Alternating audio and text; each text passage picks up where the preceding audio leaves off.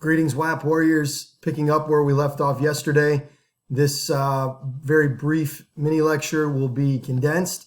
I'll try to get to the main points so that you can continue to move on and further study through reading and reviewing your notes. But I do want to supplement, of course, what you have been reading. So the spread of Islam. As we left off yesterday, we talked about the spread of Islam into Anatolia. Anatolia is the area kind of where modern day Turkey is.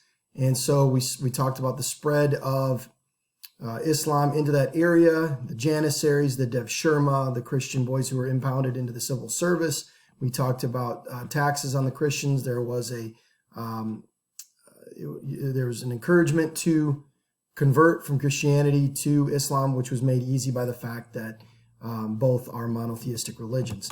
The spread of Islam into India, however, was taken, the onus was taken by Turkic-speaking peoples around 1000 CE.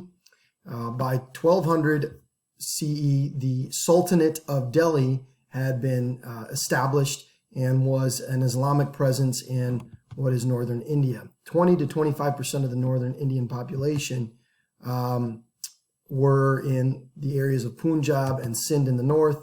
You had Bengal in the east, came to be controlled by Islam. And even though it was Turkic peoples and Muslims who were in control of this area, there wasn't as large of a conversion and changeover to Islam as there was in perhaps Anatolia. And that is a compare and contrast that we might be doing later on. The reasons for that is because it's monotheism versus polytheism, the worship of one God versus the worship of many gods.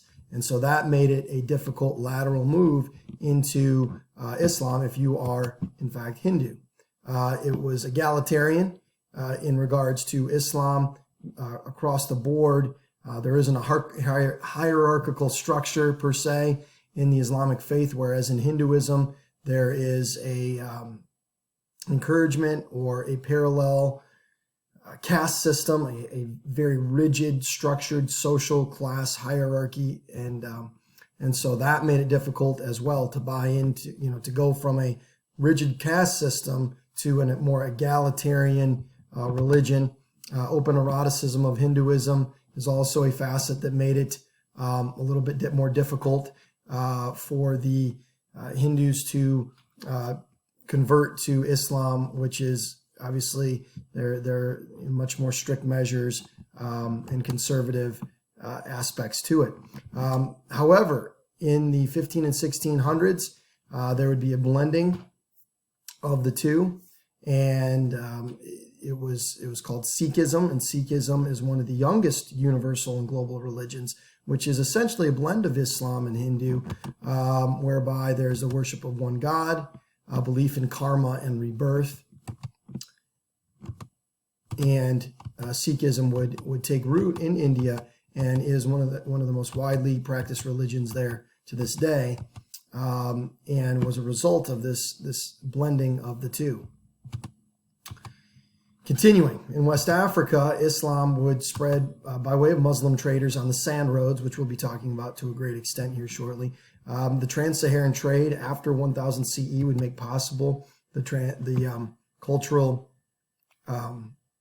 cultural transition for many West Africans. It would flourish in centers like Timbuktu, which will pop up on our radar again and again and again throughout this time period. So we will be able to identify Timbuktu when we get to the geographical portion, hopefully next week. We take a closer look at geography. Janae, Songhay, Kanem, Bornu, which are West African cities. It meshed with the local merchant communities well, and rulers used Islam to strengthen their legitimacy on the basis that Islam was a portable religion as well, and it was global, and it connected you to other city-states, and it connected you to other far-off regions. And so Islam was a connective tissue, very much so in West Africa, which connected it with the Middle East, connected it with Spain, and so it was very much a portable and convenient religion, essentially, if you if you hadn't already bought into a specific universal religion by that time. Timbuktu would have 150 Quranic schools, libraries, and hospices. Arabic would become the language of commerce and education, and West African religions would persist in rural areas, but Islam would become the predominant religion in the urban areas. In Spain would be known as Al-Andalus, as we discussed yesterday, and Spain would be conquered by the Arabs and the Berbers in 1800, in the 8th century, in the 8th century, and Cordoba would become a prosperous city, a city of technology, learning, literature, trade, and Islamic learning. There would be astronomy and medicine, the arts, architecture, literature, and of course the famous or infamous flight of Ibn al-Furness from the rooftop of a high building in Cordoba. It would be the first sustained flight that we know in recorded history. And by 1000 CE, 75% of those in Spain, or Al-Andalus, had converted over to Islam. There would be freedom of worship under Rahman III. Move that over there. And by 1200,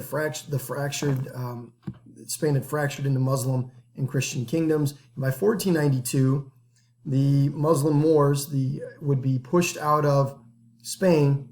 Incidentally, 1492 is also a very important year for global exploration.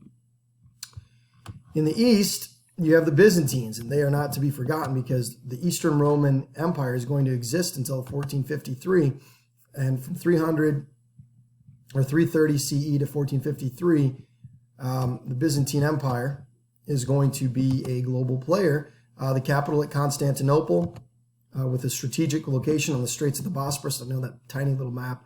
You can see right there where Constantinople is. That's a very important waterway because it connects the Mediterranean Sea to the Black Sea, which the Black Sea can connect you to the Silk Road, which we'll be talking about here in coming weeks. Roman traditions would continue insofar as laws, technology, and architecture. In the East, in the Byzantine Empire, they spoke Greek. The Hagia Sophia was a cathedral, a Eastern Orthodox cathedral. It would be changed over to a mosque after the 1453 changing over of the hands to the Ottomans. Justinian and Theodora, you don't really need to know about them, but they're a great example of the Byzantine rule and the strengthening and expanding of the empire before its subsequent retraction. The empire would fall, the Byzantine Empire would fall to the Turks in 1453, which is a very, very important date in human history. In fact, if you go into your textbook, I believe there is a zooming in on page 74 to 75. I highly recommend that you take a closer look at that. It's about Mehmet the Conqueror, Mehmet II of the Ottoman Turks, and how he would use artillery to conquer the walls of Constantinople in 1453. In fact, we'll be watching a Mankind Story of Us All video about it. The Byzantine state and church housed ancient civilizations like Egypt, Greece, Syria, and Anatolia. And the Byzantines collected taxes and maintained order, as well as they used the emperor as they called him Caesar, was the title, and the Caesar would name the patriarch of the Eastern Orthodox Church. This was known as Caesar-Opapism, which is the supreme authority of the emperor over the Eastern Orthodox Church. It is also one of your terms that you should know. The Eastern Orthodox Church had a strong presence of icons. There was disagreements in theology between the Eastern Orthodox Church, obviously, in the Roman Catholic Church. They spoke Greek instead of Latin. Discussions and disagreements over original sin, and priests were allowed in the Eastern Orthodox Church to grow beards and to marry. The Byzantine influence was visible in the Hagia Sophia in Constantinople, as well as St. Mark's Basilica in Venice. And it fell to the Ottoman Turks in 1453, which again is a very important moment in human history, which I will talk more about when we get closer to the Age of Exploration. I'm going to stop it right there for today, and that's about a 10-minute segment that you can all take a look at and pour over and supplement your reading. So we'll pick up there with the conversions of the Russians, the remainder of Western Christendom tomorrow.